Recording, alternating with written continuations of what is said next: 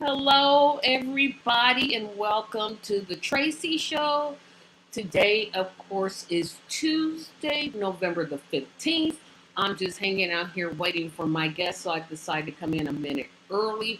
As you can see, stay tuned for a huge, and I mean huge, announcement that I have. It will be worth the wait.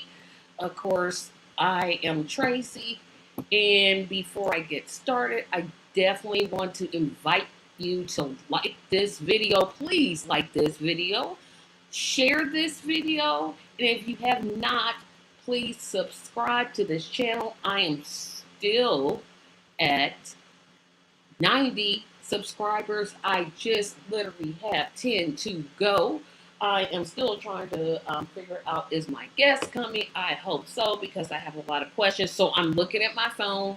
I know, Merlin, if you're watching, you hate when I look at my phone, but I'm looking at my phone to see, um, and I don't see anything yet. So I'm going to pay some bills here. And so I invite you to register for our monthly Zoom call. It's going to take place each third Saturday of the month from 11 o'clock to 12:30. You can go to my website at tracymediallc.com/our events, and I see our guests. So I'm going to take this down and do my commercials in a bit. Hello, ma'am. How you doing, Tracy? I'm doing fine. I'm doing fine. So Um, nice to see you. oh, it's great to see you too. We've got a lot to talk about. Um, Yes. and for our audience tonight, this is, I don't know if I can consider you a friend or just like an acquaintance. I never know which Yeah. one it is, because I'm like, Yes, we we are. We are. we talk 2 or 3 hours when we're on the phone. So I'm like, okay, I'm just gonna say friend, and hopefully you're okay with that. That's But perfect. this is Haneef, and Haneef ran. I'll let her tell her kind of backstory, but she Yeah. ran as a Democrat, Yes. essentially got worked over. Hmm. Then she ran as independent. So I'm going to talk about the whole story. So I'm going to do my commercials first because I'd like to get those out of the way. So of Sure. course, join me January the 7th, 3 days after my birthday, for our virtual murder mystery party. It's free. So all you gotta do is register at my website, tracymediallc.com. We have a crowd funding campaign going on where we're trying to reach $100,000 for better equipment. If you can see that darkness around me, you can tell I need lights. So go there and contribute. Um, subscribe, subscribe. 90. I need 10 more for 100. 10 more and I'm there. Please subscribe. Um, if you feel led to give me something on Cash App, $ Tracy Media 74. And of course, as I announced before, I have a huge announcement at the end of the show. I think you guys are gonna be pleased at what I've decided to do. And no, Haneef, I am not running for office. Oh. No. We're gonna just get that question right out the way. No. No. But it's a huge announcement. So I wanna go all the way back to what office that you wanted to run for. Oh, and she was running in the state of Indiana. Just so people who are watching are familiar. So I want to go all the way back to what led you to even consider a run as a United States Senator. Well, thank you so much, Tracy. And before I go into that, I just want to thank you for inviting me back on the show. I think we said at the first time you interviewed me that I would definitely circle back around and keep coming back as often as you would have me. So I definitely appreciate you thinking about me enough to have me here and sharing this time with everybody. So yeah, when we first started out, we had our first interview I had shared with you my inclination to start this campaign, and it was deeply rooted and grounded in my desire to serve and to truly be a voice for the people. I think here in the state of Indiana, there is a complacency with the status quo and whoever's, in charge, and just kind of like this kind of in the slumps, kind of feeling like nothing's ever going to change or be different for me. And I just felt like I needed to step up. It goes back to that saying of being the change you want to see in your community. A lot of times we say that, but we don't follow through with it. And we look strangely at those who kind of do at first, but that's okay. I knew that my voice was going to be unique, and I knew that it was going to be different. And I knew that people were going to look at me and say, what the heck is she doing? you know. But again, it was my desire to serve, public service. I can remember even as a child, volunteering for my community, from there as a teenager and even as a young adult, volunteering for my community and just being right in the thick of it wherever I was needed. So, as an AmeriCorps volunteer, as a young adult in college, I was volunteering with the schools in education. When I went to Valpo Law, I volunteered at the women's shelter, providing legal services through my mentor attorney, to folks, for free. And so my top three issues were really a reflection of my career, and that was education, human rights, and poverty. These are the three things that have guided me along my entire life. My careers, reflect that. I'm a former school teacher. My concentration was civil and human rights in law school. And now I'm running the Human Rights Agency. I'm an adjunct professor. I run a small business that provides, mental health therapy referrals and legal referrals, to folks who are in need nationwide. So poverty, human rights, education, that's really what my focus has always been. So I hit the ground running. I went to over 70 counties, Indiana counties. I held nearly 40 town halls. It was so much fun. I loved it. I loved every minute of it. And then my campaign got interrupted. Yeah, we wanted. See, now I know when you came on with me the last time, that show was called Tracy Takes On. Yes. This show is exclusively for third-party candidates. Yes. I don't want to talk to Democrats. I don't want to talk to Republicans because basically I feel they're the same. So I'm gonna kind of move you to where you said, okay, I'm tired of this. But talk about specifically the signatures. Because that's when you told me this, I think I flipped out. I was like, are you serious? Because if you don't know, Indiana, this is why I'll never run for office. Indiana has this. Never say never. I'm not running for office. That is not my announcement. I'm telling you now. Indiana has this requirement where you have to get certain amount of signatures to run for United States Senator. So I want you to talk about how many signatures you have to get, how many you actually had, and what happened to the signatures that you obtained. Yeah, so, this is one of the barriers to getting the nomination from the major parties is that, we were told we had to, get these signatures. We had to collect 4,500 signatures from registered voters. Not a problem. I knew that it was not going to be all that difficult because I started out so soon. People had started to know who I was and what I was doing. They were excited about my campaign. So I was nervous at first, but then I started not to get so nervous. We go to hand in all those signatures, big, huge pile of signatures to the Indiana Election Commission. We were excited about getting them in. We knew that we had the amount. Now, the requirement is 4,500. That's if you're running for U.S. Senator or you're running for governor. Okay, it's important to keep that in mind. It's only for these two offices, statewide elections, that you have to get this amount. So we went to turn everything in, filed. We were on the primary. Everything was looking good. And suddenly we get this challenge in the mail. This challenge in the mail. Basically, an individual had filed a challenge against our Call his signature name. Oh, collection. listen to me. I'm talking like me on the phone. Call his name. Go ahead. Just ignore me. I'm going to put myself on mute. Sure. I'm sorry. It's on Wikipedia, so I don't think I, have an issue. The gentleman's name was Scott Yaney. He is an attorney out of Valparaiso.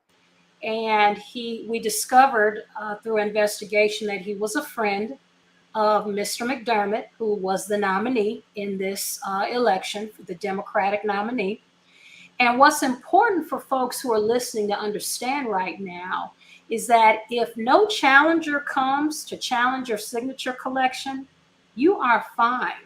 In fact, historically, no one has ever really filed a challenge against someone to get them knocked off the ballot. I think maybe the Democratic Party tried to do it to Young some years ago. As far as a Democrat filing against another Democrat, it's really unusual.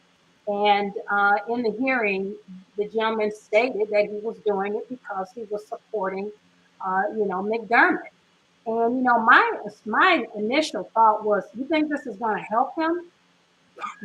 This is not going to help him. This is going to hurt him, because in America, we want competition. We don't want folks coming along and knocking, removing their competition out of the way and cheating and doing things like that. We want to see a fight, okay? And we want to see a champion. And you don't become the champion by removing your competition. So before anybody goes into saying, well, you didn't have enough, we counted way over 4,500 signatures. The problem came in when we went before the Indiana Election Commission, depending on them to be by the law, by the book, do what they're supposed to do. They failed. They failed us. They allowed my due process rights to be violated. I'll give you an example. Prior to the hearing, they gave us 5 pages of evidence before the hearing.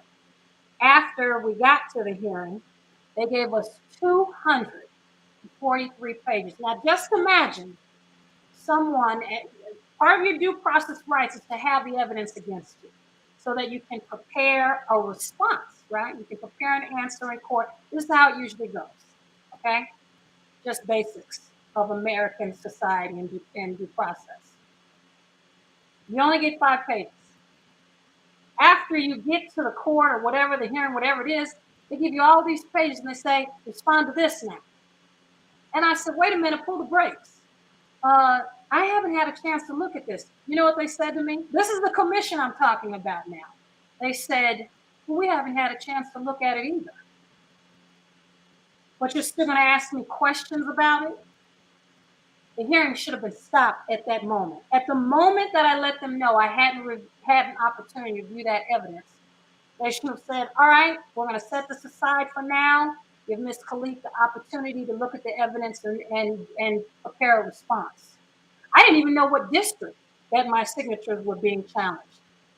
Okay? So you had that. We also discovered, because, after this, because in spite of all of this, they voted to remove me off the ballot. They didn't care. And so afterwards, Now that's just to be on the primary ballot, right? Just to be on the primary. Okay.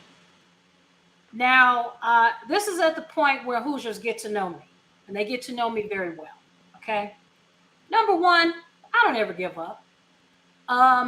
If I feel like I've been mistreated or wronged, I'm going to do an investigation. And that's exactly what I did. I did a 5-month. I opened up a 5-month private investigation.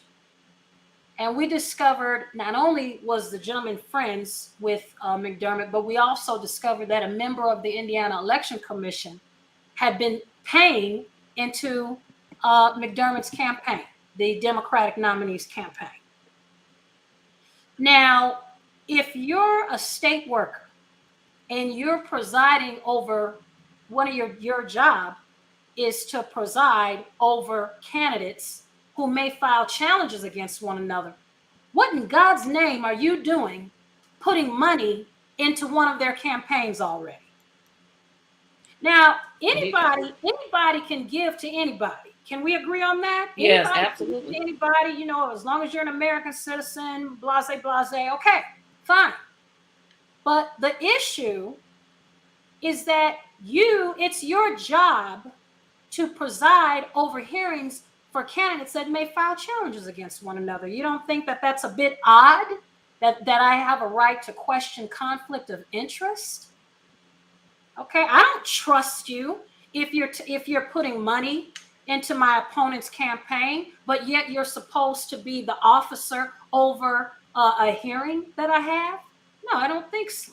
Okay, so there were other things, and that's why we sued. In fact, we're in the middle of that lawsuit right now. It is a pending lawsuit, and if you just go to cases.gov, you'll be able to look up and see the timeline of that lawsuit. And then they steered me to the wrong court when I wanted to file an appeal. I said, well, you know, I want to appeal this decision. Obviously, what do? They told me to go to the Indiana Court of Appeals. So we filed in the Indiana Court of Appeals, and the Indiana Court of Appeals refused to hear it. They said, wait a minute, that's not us. So then I appealed to the Indiana Supreme Court, and the Supreme Court said, well, that's not our job to hear it either. I mean, you're talking about a complete mess. And so, you know, at the end of it all, I decided, in addition to the lawsuit that I was filing, I was going to release a documentary. And I did. It's a 10-minute short documentary on all of this. It puts it all into perspective. It's also educational. And I would encourage anybody to head over to YouTube and just type in my name. It'll come right up. And you can see, you know, what this process is, exactly what was done, and why I decided to proceed as a write-in candidate. And you know what, Tracy? I'm going to tell you something. We read the law. We found out how we could proceed as a write-in candidate. But it was important for me to understand, for Hoosiers to understand, why I continued as a write-in candidate. I wasn't just any write-in candidate. I was a write-in candidate who was protesting. You know, giving folks a reason as to why this is wrong. At some point, we have to put our foot down. And do you know that I had folks actually attacking me? Isn't that so funny? Oh yeah, because see, this is where I wanted to just jump in, but you were talking, so I'm like, I'm not going to interrupt because you were on a roll. When I did not on election night say, "Ha McDermott lost," because I didn't vote for him. Just didn't vote for him. I did my write-ins, so release or whatever. I wrote in Haneefah's name. That's who I wrote in. That's what I decided to do. Thank you. So I was pretty happy that he got destroyed, because I didn't like the way that all of a sudden he hadn't been canvassing in the community, hadn't been doing any town halls, not even one that I can remember. And all of a sudden, here comes 4,500. Where did he get? Did he pay somebody to get those signatures? Like, where did he get how did he get those signatures? One, in that fashion. I'm pretty sure he wasn't out there getting them himself. I can almost be assured that he isn't. But I'm like, how did he get 4,500 signatures so fast? And it took you nearly a couple of months to do it? Because I mean, I don't want to ask, like, it may sound like a stupid question, but I literally don't know, how did he get those so fast? Well, I tell you what, it took a very long time for us to get the amount that we had. And what I'll say is this, you know, I was attacked for continuing my write-in campaign. And you know, it's so funny how I was blamed as well. People were telling me, well, you didn't get enough signatures. I didn't get enough signatures. What else did someone tell me? Oh, they said I turned my signatures in too late.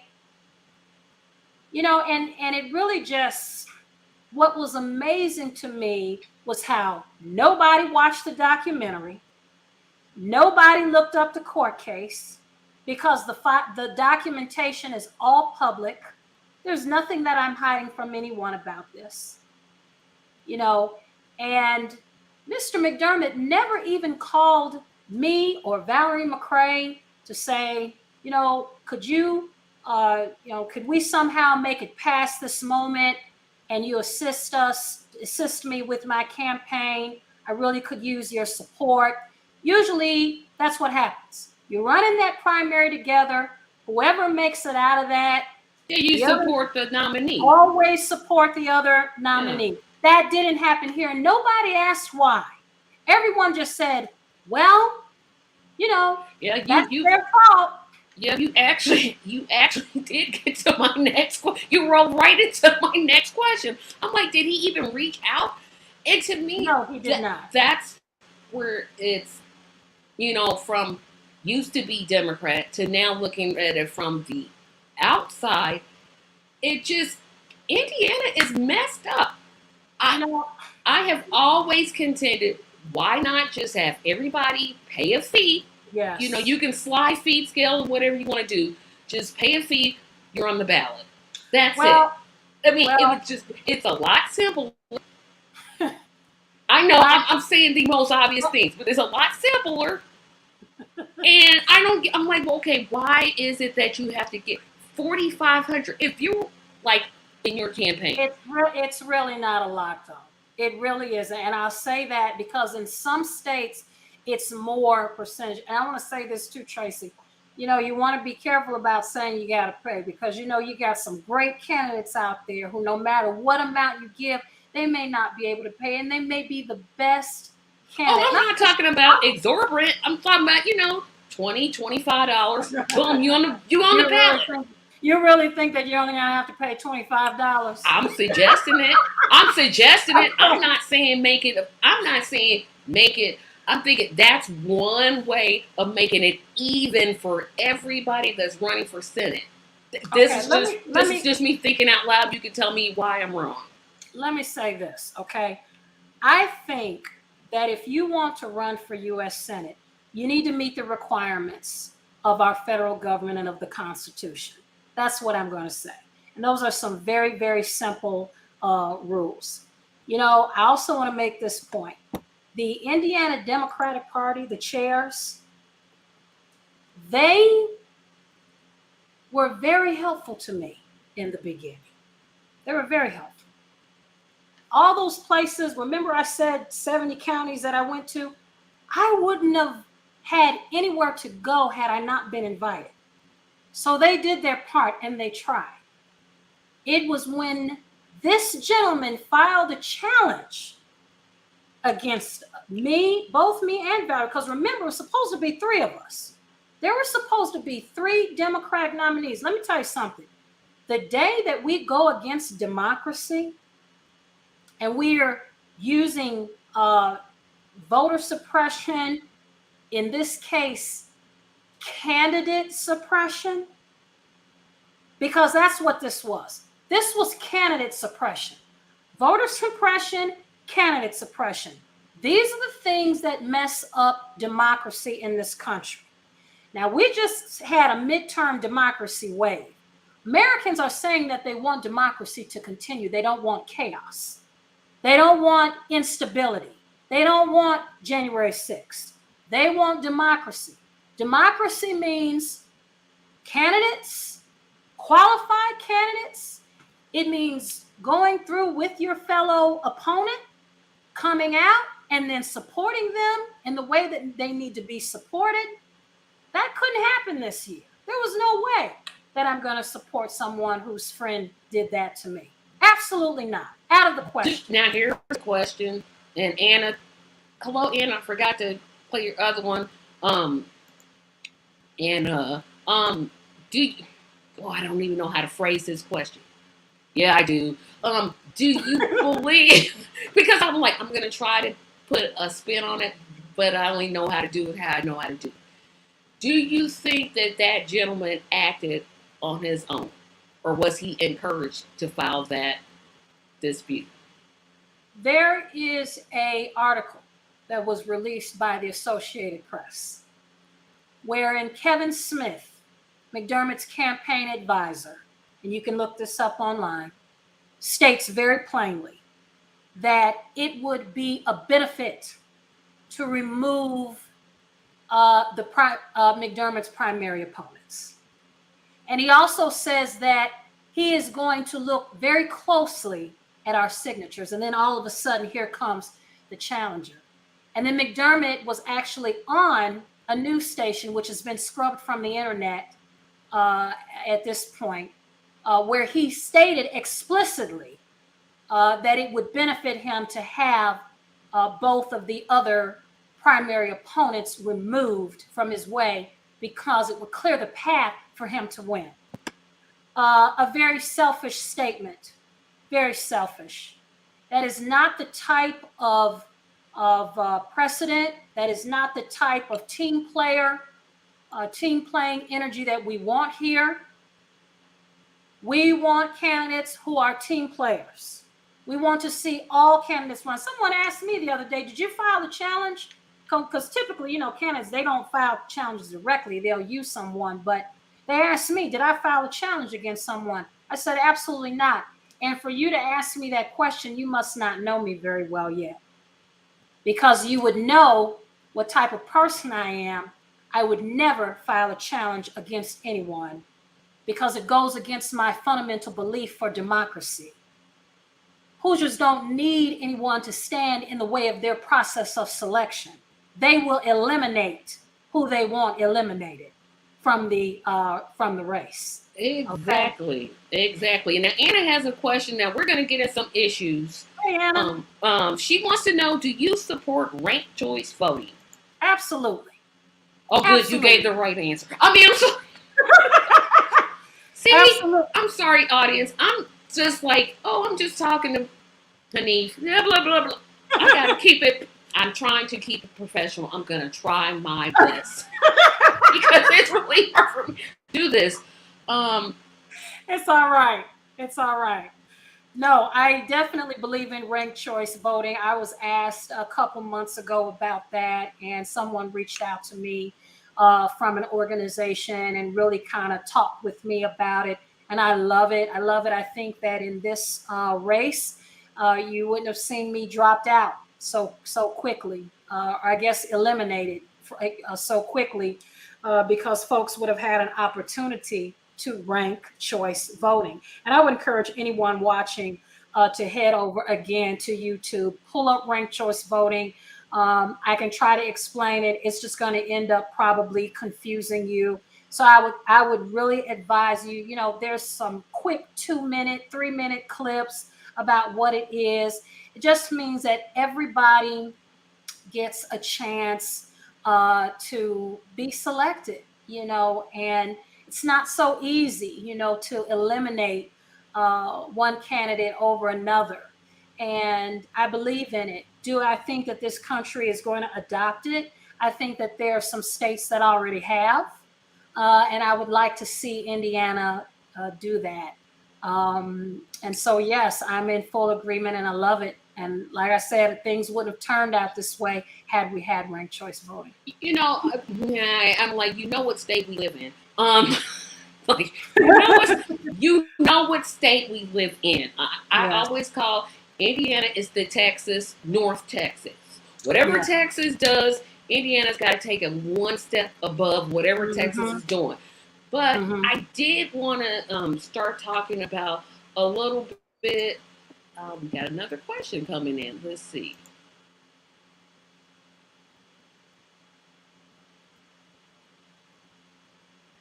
Yes, Anna, this is the guest I kept saying because Anna, I, and the two other fellows, we all message each other like on a daily basis. I'm like, if you're going to watch any interview I do, watch when I have Haneefah on. You're going to really get a lot. I mean, I really did. I was like, watch this one. Watch this one. Watch this one. Because I really want to get into, and you may not even have the answer to this question, but what type of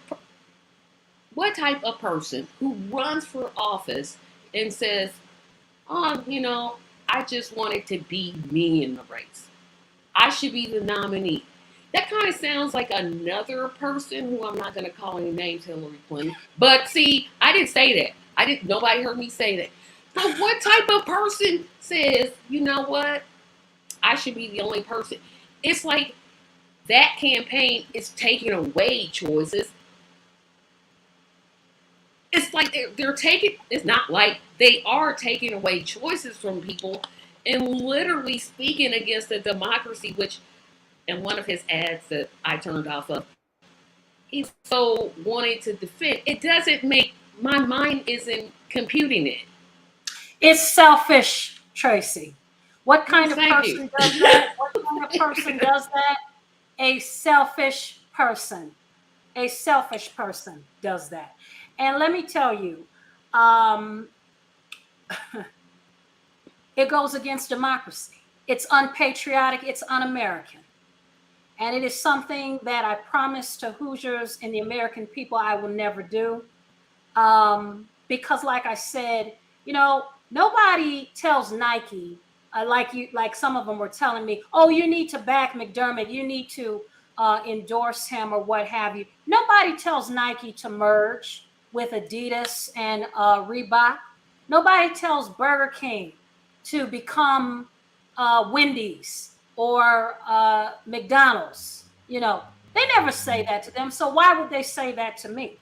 You know, everyone in this race, there were 9 U.S. Senate candidates. They all needed to get their own votes, just like those businesses get their own money. Nothing was going to be given to anybody in this race.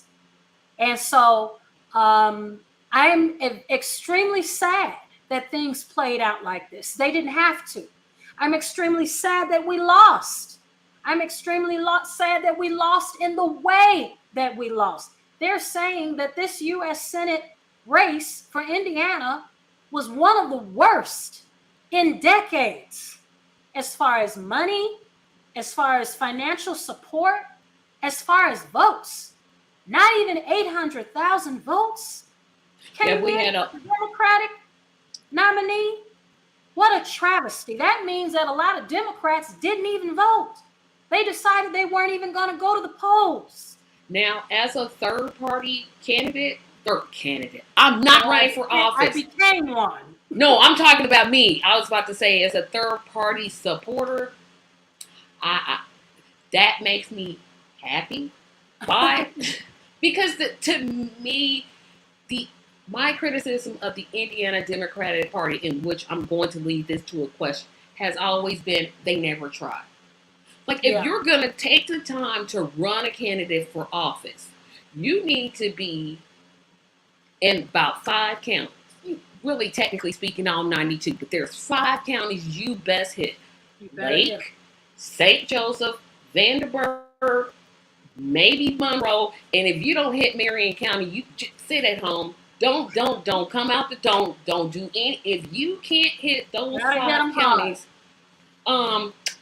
McDermott literally did not come to Indiana. I was like, okay, or at least you came to Indianapolis when you had your town forum. He never showed. I'm like, is he? And when I say Indianapolis, everybody know that Indianapolis, Marion County, it's the same thing. It's like really there's no other city in Marion County other than Indianapolis. I mean, there's some small cities, but what I'm saying is, it's like I became frustrated with the Democratic Party because it's like, are you all trying? So you're not, and you're not the first person that I heard say that. I heard news reports and I was reading and, you know, of course, online, social media, people were just simply saying, you know, we didn't see him, we didn't see the party. And people were saying they didn't see any ads, there weren't any mailers, they didn't even know who they should vote for, you know. And to me, with even as little as what came in, I mean, you saw what I did with the pennies. I mean, literally pennies that came into my campaign, and I'm grateful for every single amount that came in, but it was this small in comparison to what came into the Democratic Party, to what came into McDermott's campaign. And the fact that I did more with a tiny bit that I had, then what we saw is just simply, I think it's unacceptable. I do not really know what is going on over there. I have gotten to the point where I am thinking that there are folks in the Democratic Party who are just really not for the party at all. They sit on their behinds, they don't move, they don't do anything, and it's all on purpose. We need to find out who those people are, eradicate them from the party, and replace them with people who are actually wanting to work. I had a chairman for a certain county take my signature and not turn it in. And I've seen other things that are simply unacceptable. These are things that need to be addressed by the party. Okay. Now I'm a lifelong Democrat, and I will always be a Democrat. So Oh, boo! I know, but you ran as a third party candidate. I was gonna say boo. but to be a write-in candidate, I had to go that route. But I'm a lifelong Democrat, so it really hurts me to see this happen. But again, if you want to win, you got to put the work and the time and the energy into it. You can't sit on the sidelines and expect victory to take place, and you're not even doing the work. See, now I'm going to contend with what you're saying, because I think you're making, I can't say whether you make a decision. The decision is yours to make. If they did to me what they did to you, I don't care what they say. I'm done. That's it. Now remember, but wait, now I've got to go back now, because what did the Indiana Democratic Party do to me? They didn't really do anything. They welcomed me to the 70 counties to come introduce myself. True. However, the issue came in when this gentleman filed his check. Whose side? Really, to be honest with you, who did he think he was helping when he did that? Really? And see, you just made my point for me, because I think that actions are coordinated. Okay. I think that there's no way. This is just me being a conspiracy theorist. Okay. He did not do that without the consent of somebody in the Democratic Party. So for me to hear you say it, I'm like, oh no, run as an independent, because we would welcome you in the Indiana Green Party. I promise you we would. I feel like, yes, come on over here. You already agree with most of the tenants. I'm feeling myself, because I think you're the second person to come ask me to turn green. Yes, because I'm telling you, they're the only party that's for reparations. The Democrats are not. Reparations, which I'm going to ask you about a little bit later. My favorite subject. Yes. Oh, Anna has a compliment for you. Yes. Okay. Wow. Okay, thank you. And everybody else watching, you can throw your questions in here too. But I'm serious. I'm like, I could not, and I think this is part of my frustration, when I see how people did you and Bernie Sanders and other people that want to challenge the norm, you're booted out. And I'm like, it doesn't mean you can't vote for a Democratic candidate, because sometimes they're the only ones on the ballot. But to run as a Democrat, I'm like, so I'm just saying, if you ever decide to become green, we will welcome you. I'm just putting it out there, because I think the Green Party really lines up with where you stand as a elected official. Well, let me say this. I feel very strongly that a lot of times, sometimes, not all the time, but sometimes these organizations that we call ourselves members of or being a part of, they're never perfect. They have their flaws. They have their people who are in them. Like I mentioned earlier, I feel like there's some people within the party that really aren't for it. I don't know who they are. They need to be eradicated. They know who they are or how they got in. And they're dinos. They're not real Democrats. and they show it by the way they act, by their actions. Someone had the nerve to call me a plant the other day because I would Russian not bot? back Yeah, because that's I would not back McDermott. I'm like, are you kidding me? I said to myself, well, they better be paying me a lot because let me yeah. tell you, Now, yeah. what I'm receiving, it's not worth it. But like I was saying, you're not going to find any organization that's perfect. You're always going to find that one person or those two people that set a very bad example for it. But looking at it collectively and from a whole, that's what I'm looking at, is the fact that I want to be the good example for this party. I want to be the person that people can say, I don't normally support the Democrats or the Democratic Party, but I support Haneefah because XYZ. She is a true, person, true to her word, true to her standards. She's supportive. She's this, she's that. We may not agree on everything, because let me tell you, on Twitter, don't play. Don't come on my Facebook talking stupid because you will get checked. Okay. And I will She not will apologize. check you. And her head movement proves it. I will not apologize for putting you in your place if you are wrong. But my hope is that eventually we arrive to an understanding, whether we agree or we disagree, but we come to an understanding on some sort of solution, either way it goes. But like I said, I'm a lifelong Democrat. I've always voted Democrat. I'm going to stay a Democrat. And I'm not going to let something that someone did to me, said to me, even with this whole thing that's gone down, I'll have my moment in the future. I'm not sure when that will be. But I'm not giving up, Yep. Now you just answered Anna's question / my question, because if you can't support me, I'm not. I don't care what you say. I'll vote Republican out of spite. Don't start none. It won't be any. I don't care. Not Republican. I will do it in a minute. I will do it in a minute. You make me angry enough, I will promise I will be like, dip. Sure will. Don't care. January 6th, don't care. So like I said, Anna, and Tracy as well, it all goes back to that whole thing that I just said. Everybody's not perfect.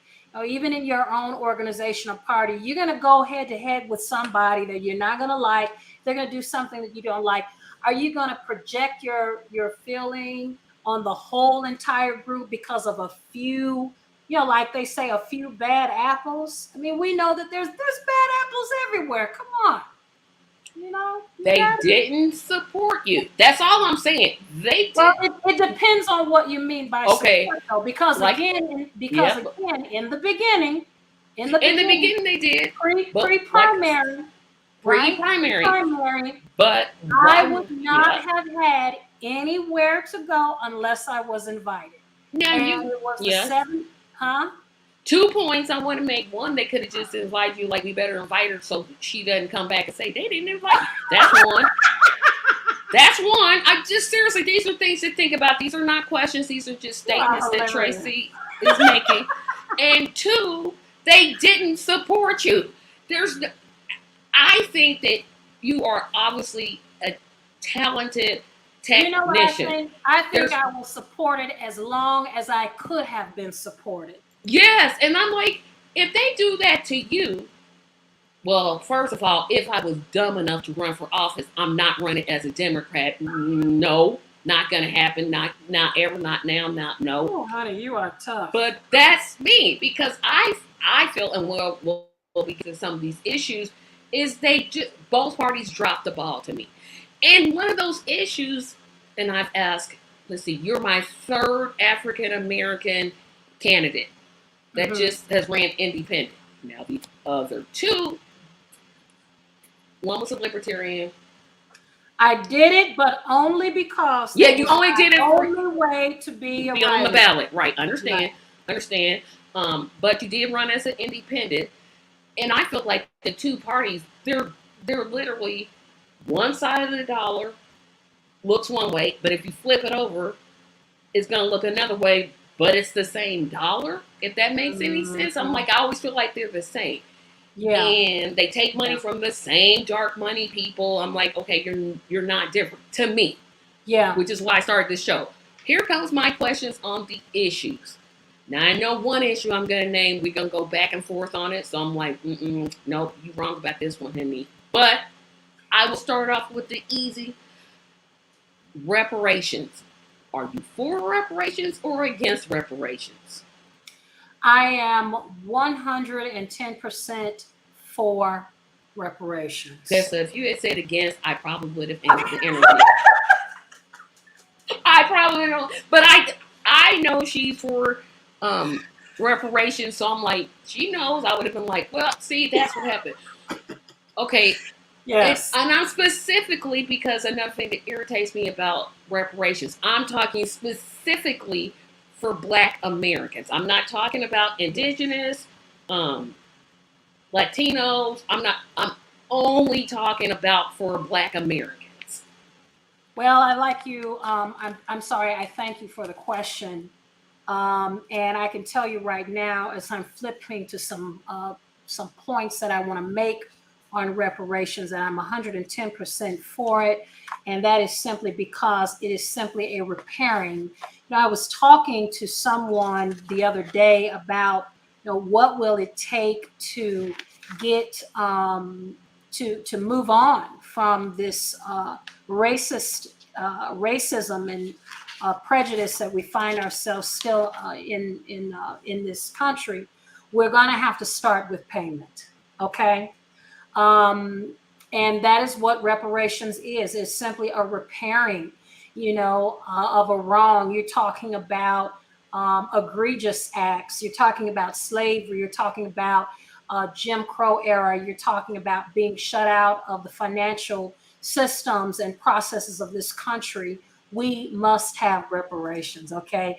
If reparations were given to the Japanese, to Native American, you've had, you've had folks from different ethnic groups repay. African Americans have to be as well. That is not something that is a non-negotiable for me. If you visit my website, you take a look at policies, you click on reparations. I have a policy for reparations. It must be done. It must be done now. And you can count on me as one of the senators once I get there. Whenever that may be, that is going to definitely be on my list to create a task force that's going to help me introduce legislation to provide proper definitions, statistics, numbers, how this can be distributed. A lot of people don't know this, but, this promise was made already. Right, sure was. It was President Andrew Johnson who decided he was going to buck against it and not give those who, are African Americans what they should have. And Congress never said a word. They allowed him to go back on that promise. And this is something that definitely needs to be looked into. Colossians, the 4th chapter, and I know that this isn't a religious interview. But anyway, listen to me. I will say in Colossians, it says, give unto your servants that which is just and equal, reparations. Okay, Adam, we're not servants now, but when we were, this country was built on the backs of African Americans and slaves. We must be repaid. Simple as that. And I will not apologize for that. That, again, is a non-negotiable. I will fight for that. Next issue, one, i.e., there's the governor's race coming up. Mm-hmm. Think about it. So the next issue would be the one that I think we're going to have the most tussle on: Medicare for all. Okay. Yes, absolutely, 110% again. I'm for Medicare for all. I think when did that change? What do you mean? When did that change? Because I thought you were. Okay, we're gonna go back and forth on this one, because I thought what you said that you were for Medicare for all for who wanted it, and I said, ooh, no, because that can't be. Okay, so here's the thing. healthcare is a patchwork quilt across this country. It's a very complicated, complex thing. And that is because we've had laws piling on top of laws, True. piling on top of laws. So it's very easy to misunderstand what a person is saying. Tracy, I have to tell you from the very beginning, I am for any piece of legislation where Americans can get health care and it is free or affordable. I am not going to back down from supporting any type of legislation that allows folks to get health care. Look, we have a private health care insurance problem right now. I believe People's Action, Hoosier Action, was just downtown yesterday, I think, protesting the fact that Elevance, the formerly, Anthem, Blue Cross Blue Shield, formerly known as, now known as Elevance, again, is denying people's medical claims, meanwhile profiting billions. We have to get to the bottom of this. Well, the only way to get to the bottom of it is just simply to say, you know what, Medicare for all. Everybody gets it. Universal health care. This is not an issue anymore. And so, I've always stated from the very beginning that, and you can visit my website, take a look at my healthcare policy. I have never said that I am against, any form of legislation that would come along to make things better for the American people, and particularly Hoosiers as well, rural or urban. Okay, so now we not gonna tussle on that one. So everything else is pretty much a cakewalk after this one. Because I know how you feel about the next issue. Yes. Women's bodily autonomy. Yes, women's bodily autonomy. The government needs to stay out of people's living rooms and their bedrooms too. I often ask people, how did you feel about having to get the vaccine? How did you feel about the mask mandate? That's what I asked our friends across the aisle. And they say, oh, I didn't like that. Oh, okay. So then you don't like it when people try to do things that have to do with your body. Very simply, I'm a pro-choice candidate. I believe in the provisions as they were outlined in Roe versus Wade. I'm not going to apologize for that either. Again, this is a non-negotiable for me. You're talking about 50 years of precedent gone out the window. I think it's a disgrace, and if that's the only issue that concerns, anybody, outside of the others, then I think that's a shame, because there's so much more that we could be talking about, but we're still talking about this, and I've told people before, if I lose you on the abortion thing, you can stay lost as far as I'm concerned, because that's a decision between a woman, her doctor, and her faith. And if she chooses not to have faith, then that's fine. It's still her decision, Absolutely.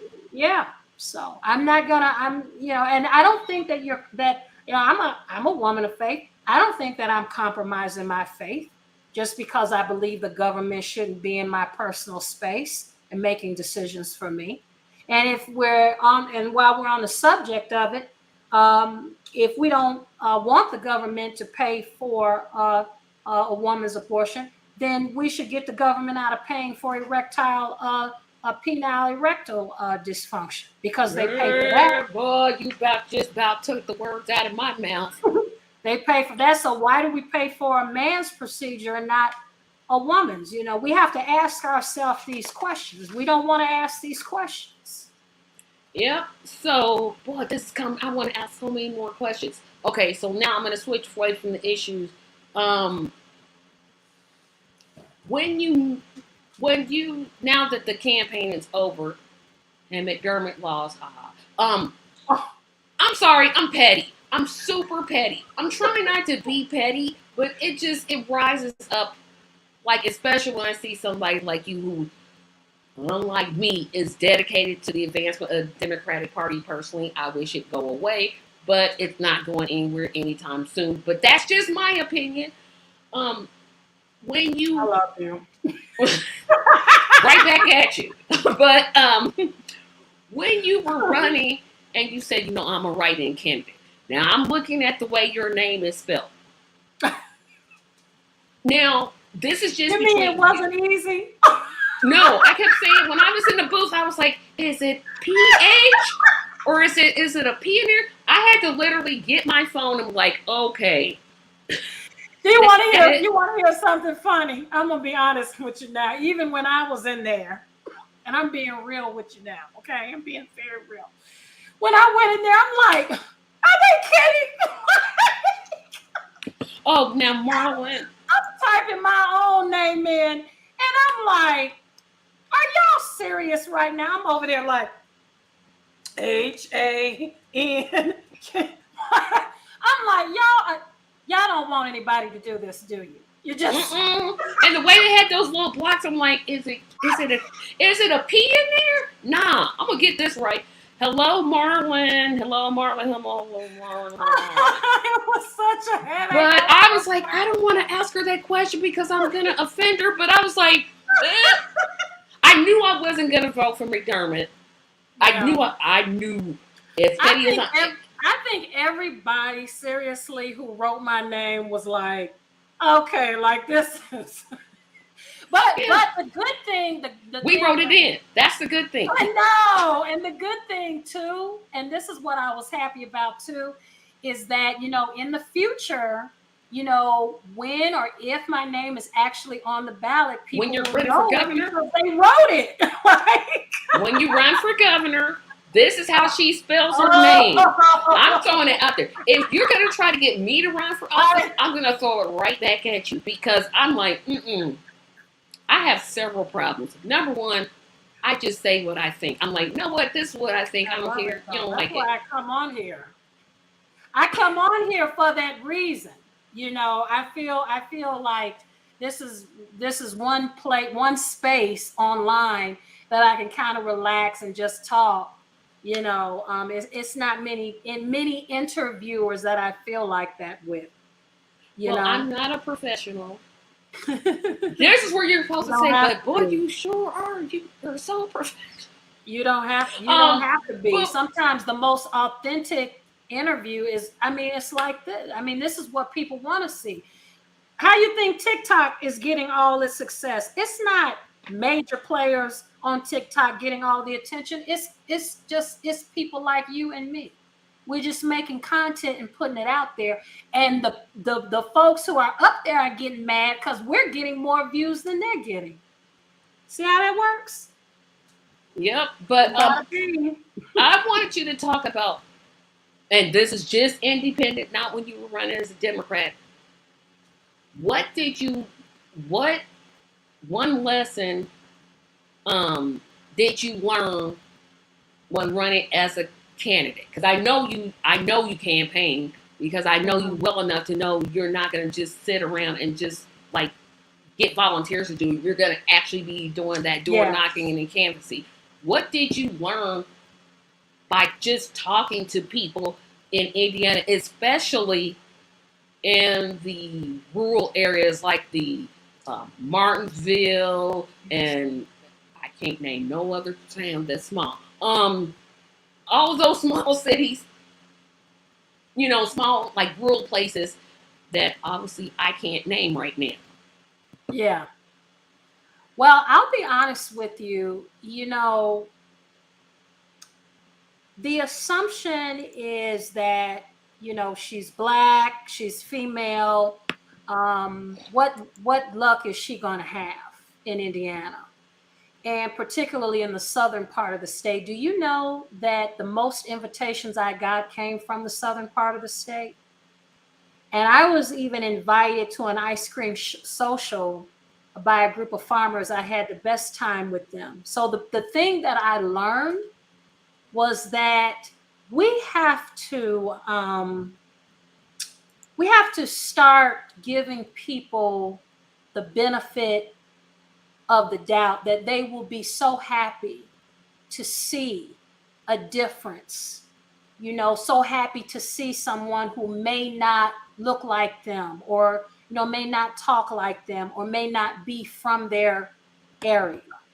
I had the most fun when I was traveling down to these places, and they welcomed me just as much as Indianapolis welcomed me, as much as, some folks here in Gary or wherever I was welcomed me. They were happy to see me. And that's why a lot of people were also extremely disappointed to see me gone. Like, where did she go? What happened? This is one person who said, I don't care if what y'all feel like I look like and I shouldn't be doing what I'm doing. I'm doing it, and they had never come in contact with that energy before. Yep. And so, Anna, Elkhart is not rural. It's really, I get what you're saying. It's small, but it's not rural. Elkhart. I think I did come to Elkhart. Because Elkhart's in what, St. Joseph County? Near St. Joseph. Okay, South Bend. Oh, yeah, South Bend. See, I always think of it South Bend. I'm like, look up South Bend. I have to look at my calendar. Did I ever come out there, Anna? Anna lives in Washington State now. Oh, she lives in Washington State. Oh, okay. Yeah, she used to. I have to look at my calendar. She used to live in Indiana, or she visited Indiana a lot. I believe in Indiana. I believe in Hoosiers. I know that they're ready for a difference. I saw it when I looked in their eyes. And so sometimes we can think we know what the state wants, and we may be wrong because they may be ready for something. And that's what I felt very deeply in my heart. And I still think it. I just think we messed up this time. Not me, but collectively as we have to stop this. Hoosiers are ready. They are so ready. They will come out and they will vote for a Democrat. It just has to be the right one. Or in my case of this show, Obama, they did that with So I said in the case of this show, independence, because I literally don't have time for the Democrats. So you were happy when I became an independent. Oh, I was pleased. I was like, oh, I hope this is permanent. I hope she tells them to have her bend over and tell them what they can kiss. I hope she goes off. I really do. Well, you know what? But you know what? At least you know this about me. At least you know that I will go against the grain. That I do know. If I feel like it's right and whatever's right, I'm on the side of right. And I'm for the American people and the Constitution of the United States. I have loyalty. Sorry, go ahead. No, I was just going to say this one thing. If you had gotten a Democratic nomination, I would have cried, but I still would have voted for you. I still would have did it. I just would have been like, okay, because that's how much I believe in your ability to get things done. And that's what your campaign really proved to me. I wasn't a volunteer because I just wasn't. But I really felt like, if she had been treated right, got the nomination, no doubt about it. We would have, oh yeah. No doubt. Oh, wait a minute. Anna's got some. Oh, her family founded the town of Elkhart back in the 1800s. They came from Virginia, but were abolitionists. Oh, but she was never there. Okay. That's all right. It's running in your blood still. Yeah. That's what I'm talking about. Like I said, there's a governor's race coming up in 2024. Mm-hmm. I'm just saying. I'm just throwing things out there. I'm just saying. I know. I can't come down on that. You knew this is what I was going to bring. I'm not running for governor. Come on. That's. Why not? No. Okay. I don't see why not. No. It's a step below U.S. Senator. Because I don't go how do I say this? I'm not a running for office shopper. Well, no. I know what I can do. I know where my focus is. And I'm just throwing out suggestions. You don't have to listen to them. I appreciate it though, as always. I love it. I love every minute of it. And it just shows how much confidence you have in me, yep. and I probably could do it and do a great job at it, but international issues, domestic issues are my passion. That's where my passion is. I'm in the middle of this lawsuit right now. I don't know what 2024 will bring for me at this point, but I do know there's a lot going on right now. And I will, even if I choose not to run, I will support, whoever that Independent candidate is. Yep, that's right. Sure will. That's it. That's what y'all heard her say it here first. Anna's got one question, and I got one more. Anna kind of hit on this. She hit it before, but I skipped it, so I came back to it. Mm-hmm. I think you've answered this question. Will you run for office again? Which I'm pretty sure the answer is yes. But I want you to talk about, so the election is over. Mm-hmm. What are you doing in terms of advocacy work? Right. So in terms of, continuing on, the cause and, whatever, I am, of course, assisting and helping out candidates, that I see, that I believe in, and I often say this, running for office to me is one of the highest forms of activism. And so even if you personally may not be running, you can help someone else's campaign that you believe in. I don't vote blue no matter who. That's not what type of person I am.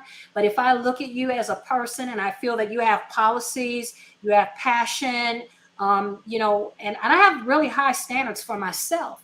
And I also put those standards for other people. So if you see me supporting a candidate, you better believe, best believe, they've passed my test, which is not easy to overcome.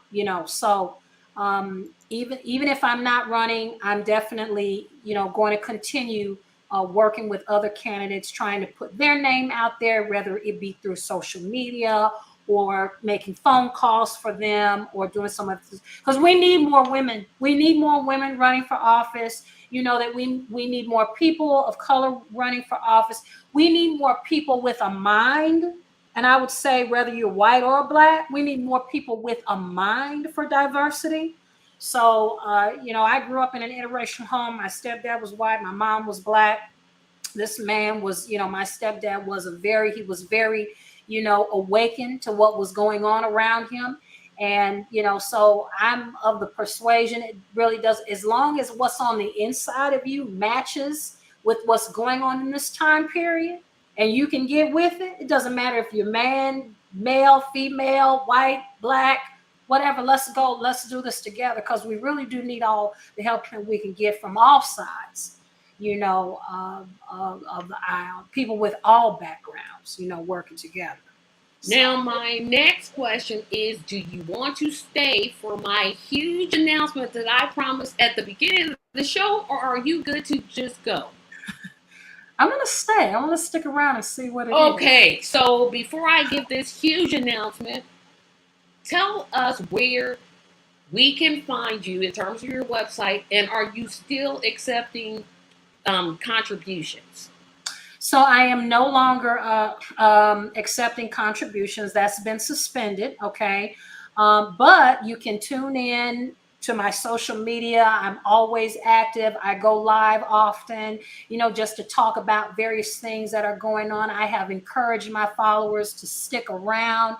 This is by no means the end of the journey for me. Visit HaneefahKhaaliq.org. And from my website, you're going to see all your favorite handles: Facebook, Twitter, Instagram, TikTok.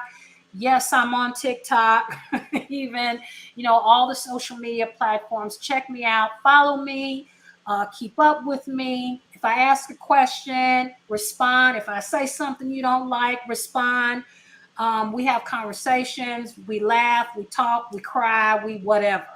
And I want to keep that communication going with Hoosiers, as well as people all over the country that have been following this campaign. Yep. And Anna has one more question. This is the last one. She says, are you a member of the League of Women Voters or any other female-oriented political organizations?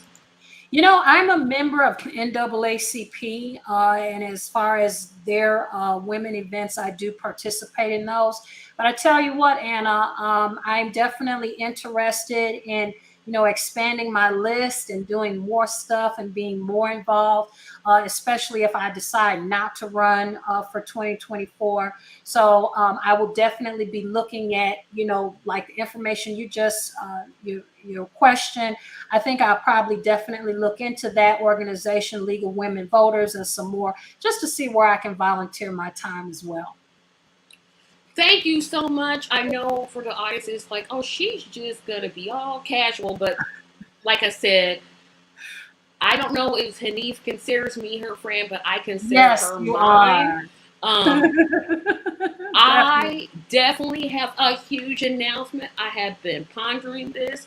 Let me say this. I am not running for office. No. I don't know. No. However, I am writing a book. And the book is called How to Lose a Run for Office. How to lose. How to lose. A satirical look at what candidates do to lose. Wow. Congratulations. It's been in my head. I'm like, should I announce it with all the other stuff I got to do? I'll probably be kind of working on it in steps. But yes, that is my huge announcement, is that I am going to attempt. I've never done this before. I've never wrote a book before. I don't know where to get it. I have no idea what I'm going to be doing. But that's the announcement, that I'm writing a book. Yes. So that's a huge step. That's a huge step. That's a huge step. Anna, you could have at least said congratulations. I'm joking. I'm joking. So that's my huge announcement. Just be on the lookout for spot up videos. Please remember to visit Haneefah's website. You're going to be able to see this interview on TracyMediaLLC.com, where you can comment after this video airs. Remember to like this video, share this video, subscribe to my channel. I am literally 10 away from 100. I can definitely feel it. And Marlon, you know what? When I see you Saturday, it's going to be something. But oh,